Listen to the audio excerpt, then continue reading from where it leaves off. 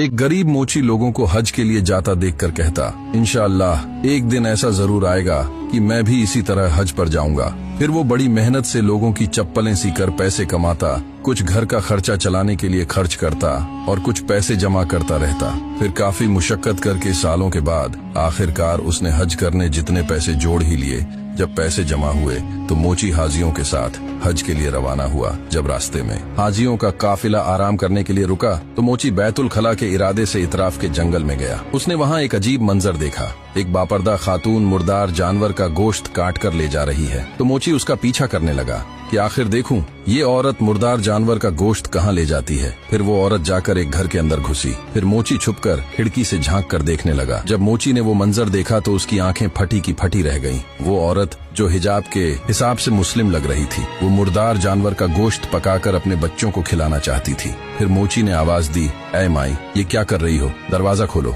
मैं तुम्हें ऐसा हरगिज नहीं करने दूंगा। उस औरत ने दरवाजा खोला और मोची के सामने रोने लगी और कहने लगी, मैं एक सैयदजादी हूँ। मैं इतनी मजबूर हूँ कि मेरे बच्चे भूख से मर रहे हैं, इसीलिए मैं ये मुर्दा जानवर का गोश्त पकाकर बच्चों को खिलाना चाहती थी। मोची की आंखों में आंसू आ गए और उस सैयदजादी से कहने लगा, ये मुर्दार जानवर का गोश्त फेंक दो, मैं जाकर तुम्हारे बच्चों के लिए कोई बंदोबस्त करके लाता हूँ। फिर वो मोची हज पर नहीं गया। हज के पैसों से जितना भी सामान मिल सका, राशन वगैरह, वो खरीद कर लाकर उस सैयदजादी को दिया। सैयदजादी अपने रब की बारगाह में हाथ उठाकर उस मोची के लिए दुआ करने लगी, ऐ अल्लाह, इस मुसाफिर के दोनों जहां सरखरू कर दे। फिर वो मोची वापस अपने गांव चला गया। महीनों बाद जब हाजियों का काफिला वापस पहुंचा तो मोची हाजियों को फूलों के हार पहनाने लगा। हाजी कहने लगे कि भाई, तू क्यों हमें हार पहना रहा है? तू तो हज पर हमारे साथ ही था, हार तो तुम्हारे गले में भी होने चाहिए। इस इलाके के लोग हाजियों से कहने लगे, ये क्या कह रहे हो? ये मोची तो यहाँ गांव में हमारे साथ था,